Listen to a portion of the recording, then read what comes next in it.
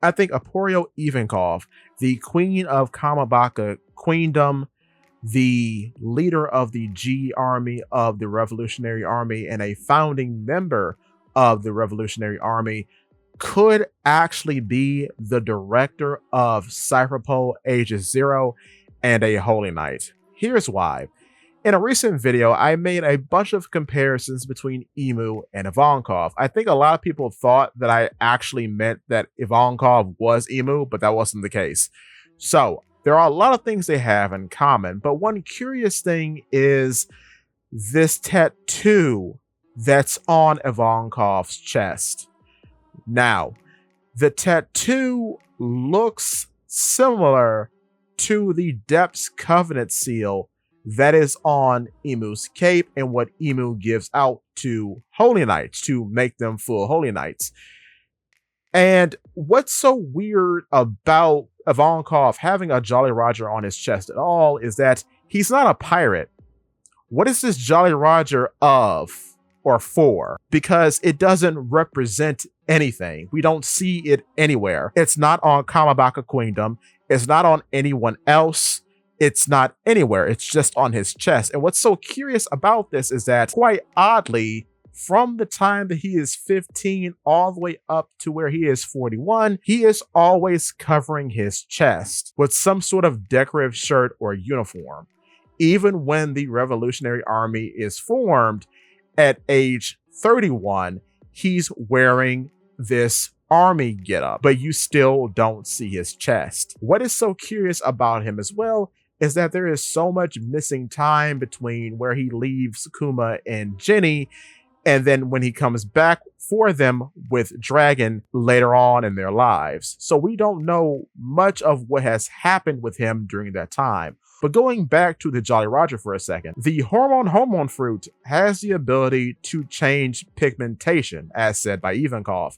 So perhaps this is a Depths Covenant seal, and he has filled it in with his own abilities to disguise it and make it look like a Jolly Roger. But it's not a Jolly Roger, it's a Depths Covenant seal, which makes weird amounts of sense to me, because it's weird that he's not a pirate, yet most Jolly Rogers usually mean something. But there's no actual evidence as of this recording that he has ever been a pirate. So why would he have a Jolly Roger? Nor have there been any crews in the One Piece world with this marking. Furthermore, going back to the new Kama Kenpo techniques, the only thing I could compare them to are the 6 powers.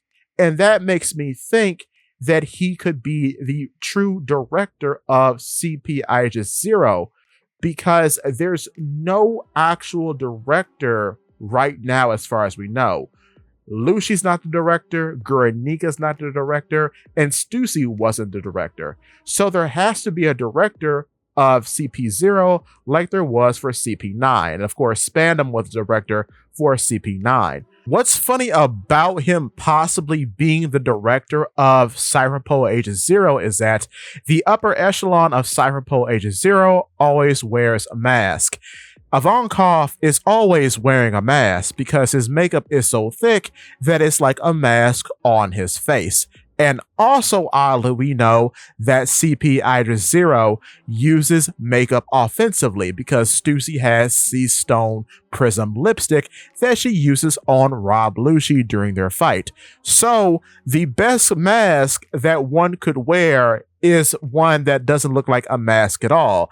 And it's played up for laughs in various fights during the Impel Down arc. But it's very interesting how defensively capable this makeup is, because in the anime, it's able to block Aki Inu's magma, and in the manga, it blocks Magellan's poison, which is really weird. Now, going back to the abilities of the hormone fruit and New Kama Kenpo allows Ivankov to shoot out these blasts of force from his eye like one would do with flying finger pistol or tempest kick.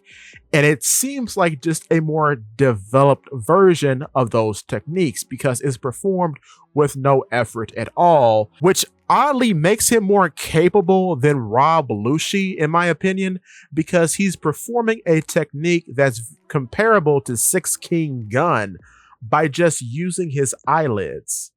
And then, two, this can be upgraded with Hell Wink thanks to the powers of the hormone fruit by just making his head bigger. But in talking about the hormone fruit, he has said that he is an engineer of the human body.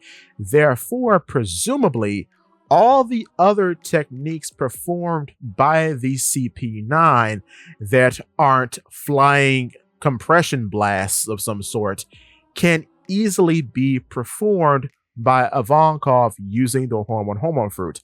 Also, as a side note, he's technically using finger pistol or hand pistol technically all the time because in the way that the hormone fruit works, he makes syringes pop out of his fingers and then he jabs an individual with those syringes.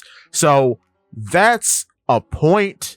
Not sure if that matters, but I wanted to put that out there. But yeah, things like Iron Body and Paper Arts shouldn't be a problem for him because he can just alter his body via using the powers of the hormone fruit. Now, the only thing that we don't know much about is Moonwalk when it comes to him. But then again, Hellwink is strong enough to propel him and sometimes multiple people away. By just winking, he's able to propel himself and others off the ground. I'm just saying, that's a little weird. That's a little strange, but it does happen towards the tail end of the Impel Down arc. That's just weird though.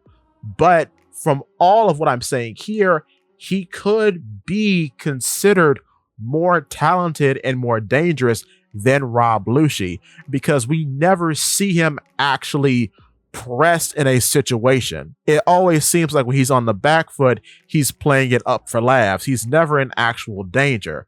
So what happens when his back is against a wall? What can he do then?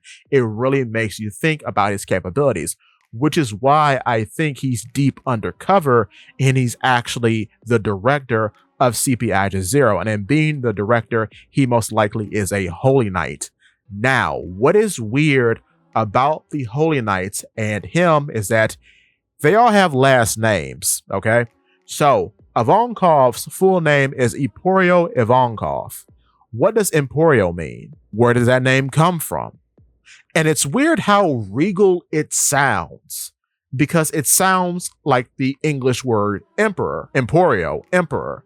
So, who gave him that name? Because he has this name even in the Kuma flashback, whereas Jenny doesn't have one. And that therein lies the rub, because usually when characters have family names and yet no family to speak of, there's something going on there.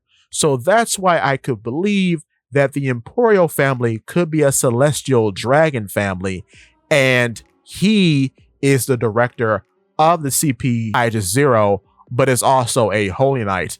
And I think the only reason why these things coincide with one another, because I can only see someone whom is in the higher state of being a Holy Knight to be the director of CP-0, because it would make sense for a celestial dragon to oversee the protection services of other celestial dragons. And that protection service is CP-0 or Cypherpole-0. But going back to his family name for a second, Emporio, another reason why I think it could be important is because all of his Devil Fruit attacks have his family name in them.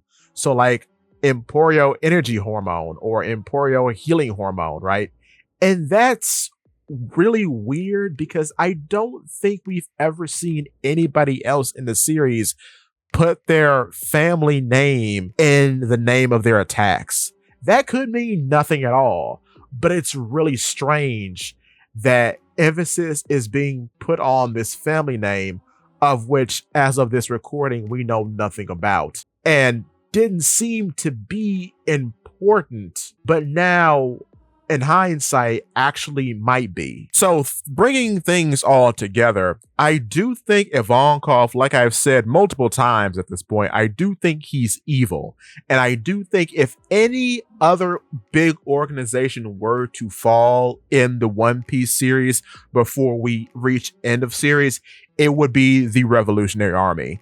As it is now, both because of Ivankov and because of Sabo, it can't exist how it is. One, because Ivankov, for many reasons pointed out in this video and other videos that will be linked at the end of this video, is too suspicious. He has his own private army. His techniques are too strange, but yet too much like the Six Powers. We don't know much about him. He has a last name that presumably means nothing, but could end up meaning a lot. But then you have Sabo. Sabo, if things continue as they are and the Revolutionary Army does not fall, he is just Ace 2.0, which shouldn't actually happen. He should be his own man leading his own group. Just being a flunky for a greater man, again, like Ace was, doesn't really make a lot of sense narratively because we've done this already. And it does seem like things are turning around as people are praising him individually from the Revolutionary Army, which I do think is fascinating. But you start to get a glimpse of Sabo possibly breaking out on his own in the future in chapter 1054, because after supposedly killing King Cobra in the eyes of the people, he is praised in the streets as the Flame Emperor, supposedly having more influence than Dragon, the commander-in-chief of the Revolutionary Army, as said by Kuro Uma. So I'm not really sure, but, and spoilers for Elbaf, this is followed up way later by IMU himself, as IMU then says to Luffy as he's skewering Luffy that his name is troublesome, but his brothers are interesting because they have different names. He mentions Ace, but he only mentions him as a brother that was slaughtered by the Marines. But then he talks about Sabo and he says the other prominent within the Revolutionary Army. So he puts respect on Sabo's name kind of randomly, which is funny. It really is funny, but that does make you think that yeah, Sabo is making a greater impression than Ace ever did, because Ace, again, was just a big flunky for a powerful man, whereas Sabo could break out as his own man in the future, possibly because of the actions of Ivankov turning the whole organization from the inside out and ruining it completely. Which, too, would make sense because, quite oddly, despite how big the Revolutionary Army supposedly is, they have never had a mole in their ranks, which is just odd in general. So we'll have to wait and see. But with that being said, if you're enjoying the video so far, give me a like. And if you want to see more from me, hit the subscribe button, followed by that bell so you never miss a video. In addition to, if you could, hit the hype button because it really does help. And with that being said, give me your thoughts and tell your friends about Polypede Works.